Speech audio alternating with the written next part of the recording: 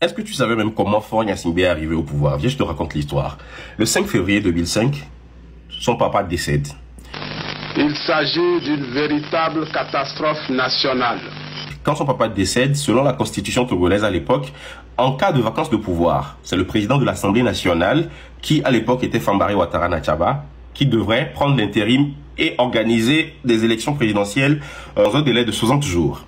Maintenant, qu'est-ce qui s'est passé? Quand son papa décédait, Faure Gnassingbé était ministre des mines et de l'équipement, un truc comme ça. Il a démissionné de son poste ministériel pour occuper le poste de député. Pourquoi? Je vais vous le dire. Afin d'être élu président de l'Assemblée nationale pour pouvoir prendre cet intérim-là et diriger le pays. Vous allez vous demander où était le président de l'Assemblée nationale. Il avait voyagé.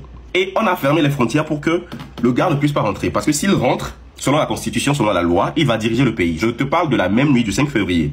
On a fermé les frontières, Faure a démissionné de son poste de ministre, il est devenu député. On l'a élu président de l'Assemblée nationale la même nuit-là. Ensuite, on a destitué le président de l'Assemblée nationale, qui était juste en déplacement.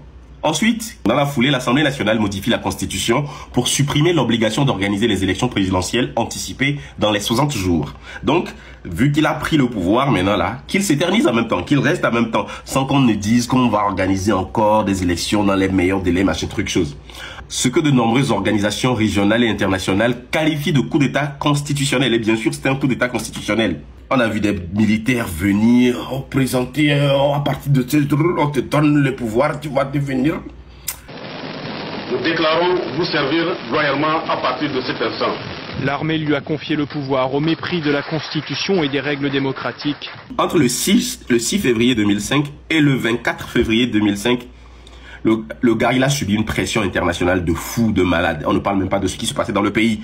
Malgré les soldats zélés bizarres de l'époque et tous ceux qui ont eu à manipuler les élections pour qu'il puisse devenir président de l'Assemblée nationale. Bref, il a démissionné de son poste là et on a organisé les élections en avril 2005.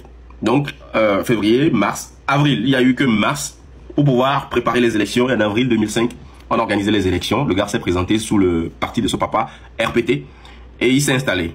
Et depuis 2005 jusqu'à maintenant, on sait comment à chaque élection, il y a toujours des fraudes, il y a toujours des... Parce que les rapports le disent tout le temps. Même si la Cour constitutionnelle vient proclamer que oui, en vertu de on nomme le président. Les rapports internationaux disent toujours qu'il y a eu fraude, qu'il y a eu mascarade, qu'il y a eu vol. Alors, voici comment, en une seule nuit, Faure s'est installé, il s'est assis, il s'est couché, il dirige le pays et aujourd'hui nous sommes en 2025. Il a décidé de changer la constitution pour désormais s'éterniser, pour que la population n'ait même plus le temps de dire que ouais on va voter tel président, tel... Non, je suis là, j'ai 108 députés sur 113, ils voteront pour moi à chaque fois et je vais m'éterniser au pouvoir. Voilà un peu ce qui se passe. Et vous voulez qu'on se taise? Depuis 60 ans, rien. Vous voulez pas qu'on fasse l'addition du règne de votre papa à celui que vous avez fait, mais c'est la même maison, c'est la même famille, c'est le même sang. Vous voulez qu'on dise quoi?